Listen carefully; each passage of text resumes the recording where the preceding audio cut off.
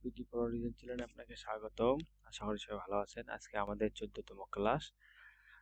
তো আমি সরাসরি ইলাস্ট্রেটরে চলে আসলাম। আসার পরে আজকে আমরা গত পর্বে আমরা ফ্রি ট্রান্সফর্ম পাপের বার টুল সম্পর্কে জানছি। আজকে আমরা জানবো শেপ বিল্ডার টুল। তো সরাসরি আমি যদি একটা ইলিপস টুলে এইভাবে কন্ট্রোল জেড দিলাম, সরাসরি যদি এইভাবে ইলিপস টুলে কালারটা অবশ্যই সিব্যাক্স আপে ফিল কালার নিয়ে আসলাম। এইভাবে ড্র করি, কন্ট্রোল ডি দিই, এইভাবে ড্র্যাগ করার পরে আমি যদি সবগুলো সিলেকশন করি, আমাদের শেপ বিল্ডার টুলসটা ডিজাইনের অনেক জায়গায় হেল্পফুল খুব। আমাদের এটা ডিজাইনের অনেক ডিজাইন আমাদের শর্টকাট করে দেয় এটা। তো আমরা সহজে এটা ব্যবহার করতে পারি ডিজাইন অবজেক্ট যে কোনো ডিজাইনে। আমি যদি সিলেকশন করি শেপ বিল্ডার, এটা শর্টকাট শিপ এম, আমি শিপ এম চাপেও এটা আনতে পারি। সরাসরি এখানে ক্লিক করেও আমি এটা শিপ বিল্ডার টুলে আনতে পারি। তো আমি যদি ডাইরেক্ট সিলেকশন করি এইভাবে, আমি যদি এটাতে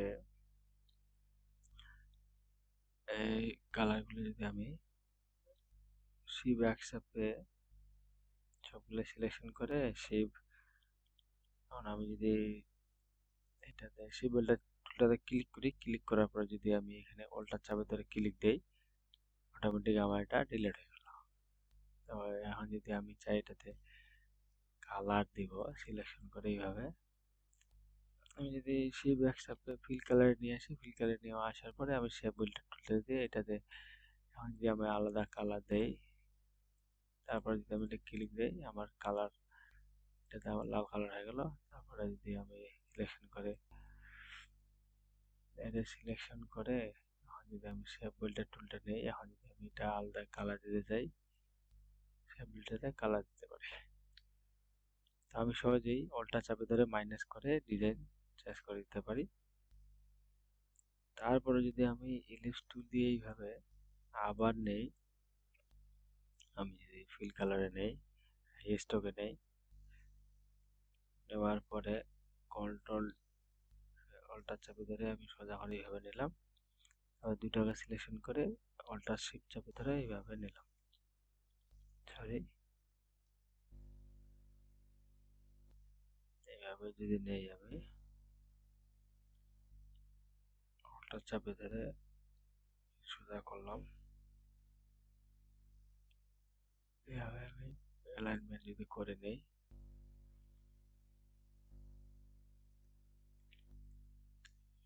কন্ট্রোল জেড দিলাম, তারপরে আমি এইভাবে যদি সমান করে এইভাবে যদি নেই, তারপরে যদি আমি শিবলটা চাপে আবার কপি করে নিয়ে আসি এই দুটোকে, এইভাবে এন্টারে দিলাম। তারপরে আমি যদি এখন এখানে একটা ডিজাইন চাই, তাহলে যে সবগুলো সিলেকশন করে আমি শেপ বিল্ডার টুল দিয়ে আমি একটা ডিজাইন চাচ্ছি এখানে, সেক্ষেত্রে আমি উল্টার চাপে ধরে এখানে ফিক্সে মাইনাস করে দিতে পারি এটা। আর আমার এখন এই ডিজাইনটা দরকার, আমি সহজেই এগুলোকে শিফট এক চাপে ধরে ফিল কালার নিয়ে আসলাম, নিয়ে আসার পরে আমি এখন কালার চেঞ্জ করে দেই, সরি কন্ট্রোল জেড দিলাম, আমি সবগুলোকে সিলেকশন করে এখন যদি আমি শেপ বিল্ডার টুলটা চাপ দিই, চাপ দেওয়ার পরে আমি কালার আলাদা চাই, এটা যদি কালার দেই এখন কালার অ্যাপ্লাই হবে। এখন যদি চাই আমি আরো একটা কালার আলাদা দিব, এখানে আমি ক্লিক করলাম, ক্লিক করার পরে শেপ বিল্ডারটা দিয়ে এইভাবে কালার দিয়ে দিলাম। আমাদের শেপ বিল্ডার টুলটা অনেক ডিজাইনের ক্ষেত্রে হেল্পফুল খুব। তো আমি যদি সরাসরি এভাবে গ্রিড টুলটা নেই, গ্রিড টুল দিয়ে এইভাবে সেই বলটা চাপে ধরে সমানভাবে করলাম, করার পরে আমি যদি স্টক দিয়ে দিই, এখানে যদি আমার একটা ডিজাইন প্রয়োজন পড়ে, আমি সেই বোল্ডের টুলটা নিলাম, নেওয়ার পরে এটা আমি ফিল কালারে নিলাম, নেওয়ার পরে আমি যদি কালো কালার দিই, কালো কালার দেওয়ার পরে যদি আমি এখানে ড্র্যাগ করি, তাহলে যে আমি একটা এম ডিজাইন চাচ্ছি, সেক্ষেত্রে আমার কি হবে, এটা আমি এভাবে ড্র্যাগ করলাম, এই যে আমার একটা এম ডিজাইন হয়ে গেল সুন্দর করে। এখন যদি এটা আমি চাই, সিলেকশন করে আনগ্রুপ করে আমি এই ডিজাইনটা বাইরে বের করে আনে যদি স্টকটা অফ করে দেই, বাকিগুলো ডিলিট করে দেই, আমি একটা সুন্দরভাবে কাস্টমাইজ এম পাই গেলাম।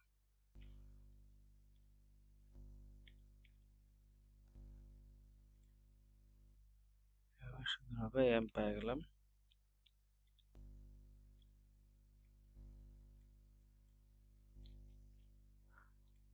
আমি যদি আরো লাইন সেগমেন্ট টুলটা নেই হবে, নেওয়ার পরে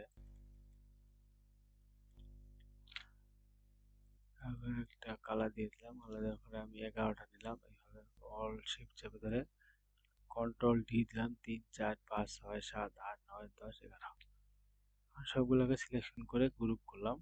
গ্রুপ করার পরে যদি আমি এখানে ট্রান্সফর্মে যাই, ট্রান্সফর্মে যাওয়ার পরে এখানে যদি আমি এই যে ডিগ্রিটা আছে, এটা যদি আমি প্লাস 45 ডিগ্রি করে দিলাম, দেওয়ার পরে সরি কন্ট্রোল জেড দিলাম, এটা আমি মাঝখান বরাবর নিয়ে নিলাম। তারপরে এটা যদি আমি রিফ্লেক্ট করে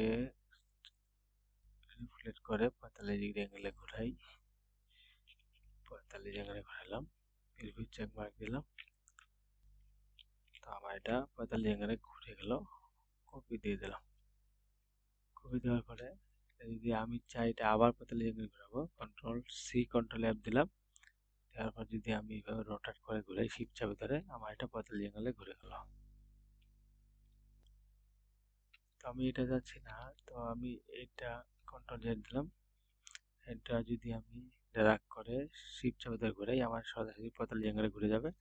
তারপর এটা যদি আমি রিফ্লেক্ট করি, 45 ডিগ্রি দিলাম, কপি দিয়ে দিলাম, সিলেকশন করে ট্রান্সফরমেশনে রিফ্লেক্ট করে দিলাম, ভার্টিক্যাল বরাবর দিব, কপি দিয়ে দিলাম। কপি দেওয়ার পরে আমি যে দুইটা সিলেকশন করি, সরি এটা যদি আবার কন্ট্রোল সি কন্ট্রোল এফ চাপি, তাহলে আমি সোজা 90 ডিগ্রি দিতে, 90 ডিগ্রিতে আমার হয়ে গেল। এখন যদি আমি শেপ বিল্ডার টুল দিয়ে ডিজাইন করতে চাই, ডিজাইন করতে পারি। আমি যদি এটা সমান সমান কালারটা আমি ফিল কালারে দিলাম, দেওয়ার পরে লালে লালে থাকলো।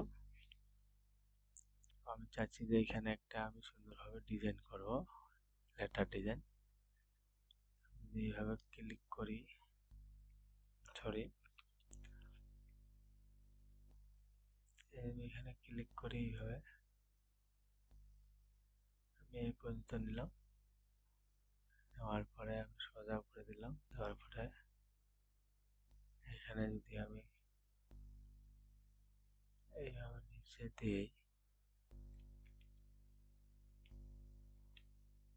দেওয়ার পরে আমি এইভাবে কোনা খুলে দিলাম, দেওয়ার পরে এটা আমি এটাতে আসে এইভাবে দিলাম, তারপরে এটা এইভাবে দিলাম। এটা আমার একটা আইকন ডিজাইন বলেন, আইকন ডিজাইন বলা যেতে পারে। আমরা সরাসরি এটা থেকে এটাতে দিলাম, এটা হালকা আমার এটা লাগাই দিলাম।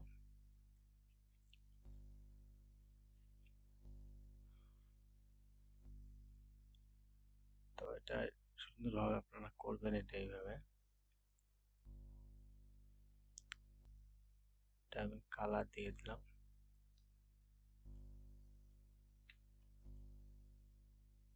এইভাবে সুন্দরভাবে এইভাবে। আমি যদি চাই এই ডিজাইনটা আমি আনগ্রুপ করে শুধু ডিজাইনটা সিলেকশন করে আমি বাই করে নিয়ে ডিজাইনটা অ্যাপ্লাই করতে পারি। তারপরে কালারটা চেঞ্জ করতে পারি। তো আমি যদি এভাবে আরো দেখাই, অলটা চাপে ধরে এভাবে সিলেকশন করে আমি সেই বেলটা দিয়ে এটা এগুলো মাইনাস টিপে ধরে একটা সুন্দর চাঁদ বানাতে পারি। ফিলটা অফ করে দিলাম, এটা দিলাম কালো, এভাবে চাঁদ বানাতে পারি। তো শেপ বুলেট টুলে কাজ গেল।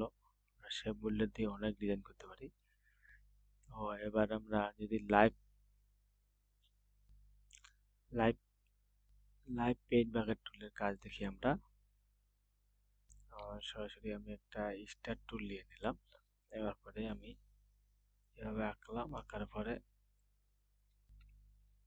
কালারটা আমি স্ট্রোকে নিলাম, বড় করে দিলাম এভাবে। বড় করে দেওয়ার পরে আমি যদি রোটেট টুলে আসি, এটাকে মাঝখান বরাবর উল্টা চাপে ধরে এইভাবে 15 ডিগ্রি অ্যাঙ্গেলে ঘুরাই, রিভিউ দিলাম, ঘুরে এইভাবে কন্ট্রোল ডি চাপে,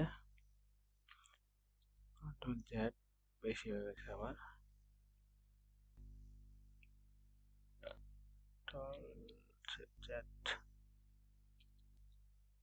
সরি এটা আমি নিলাম না।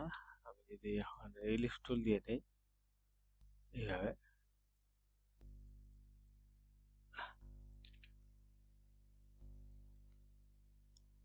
এটাকে যদি আমি এখন রোটেট করি, তাহলে আমি 30 ডিগ্রি দিলাম, copy, control D, control D, control D, এটা আমার একটা ডিজাইন হয়ে গেল। যখন স্ট্রোকটা একটু বাড়িয়ে দিই হালকা করে, এই যে সিলেকশন করলাম লাইভ, এখানে আমার লাইভ পেইন্ট বাকেট টুলের কাজ হচ্ছে আমার। এখানে আমি সিলেকশন করে কালার অ্যাপ্লাই, আমি ফিল কালার নিয়ে নিলাম। তারপরে আমি যদি এখন কালার অ্যাপ্লাই দিই, আমি লাইভ পেইন্ট বাকেট টুল দিয়ে একটা একটা করে এইভাবে সুন্দর করে কালার অ্যাপ্লাই করতে পারি। এখন যদি আমরা মাঝখানে কালারটা আলাদা দেই, তো দিয়ে দিলাম ডার্ক, এইভাবে সুন্দর করে আমরা লাইভ পেইন্ট দিয়ে কালার দিতে পারি। আবার যদি আমি এটা লাল দেই একটু হালকা,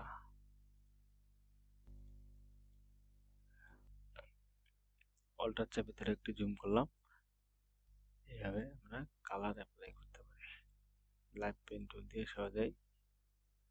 তারপরে এটারও যদি কালার একটু আলাদা দেই, এইভাবে আমরা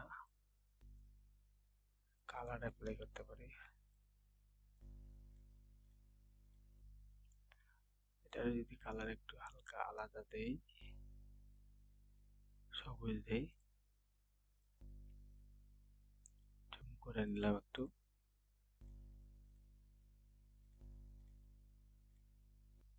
এইভাবে আমরা সুন্দরভাবে। তারপরে যদি এটার কালার আমি দেই হলুদ, হলুদ কালার দিয়ে দিলাম, আমরা সুন্দরভাবে এইভাবে কালার অ্যাপ্লাই করতে পারি লাইভ পেন টুল দিয়ে। তারপরে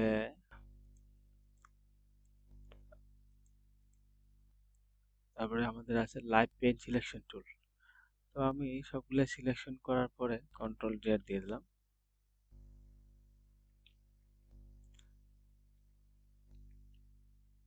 কন্ট্রোল জেড দিয়ে দিলাম।